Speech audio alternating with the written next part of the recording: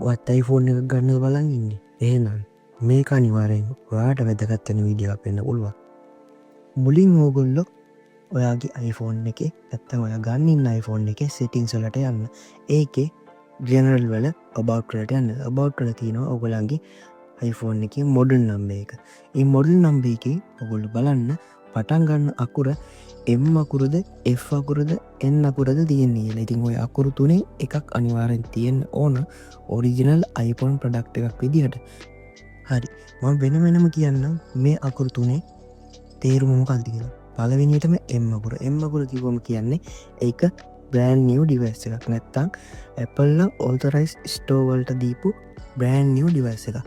F අකුරෙන් කියන්නේ republish device එකක්. republish කියලා කියන්නේ repair එකකට ගිහිල්ලා ආපහු ඒක Apple store එක හරහාම විකිනන device එක. N අකුරෙන් කියන්නේ replacement device එකක්. නැත්තම් ඔයා warranty claim කරන්න වගේ iPhone එක ගියවුවට පස්සේ ඒගොල්ලන්ට ඒක හදාගන්න බැරි මට්ටමක් තියෙනවා නම් ඒක Apple කෙයා එක ඇතුළත නම් තියෙන්නේ ඒගොල්ලෝ replacement device එකක් දෙනවා.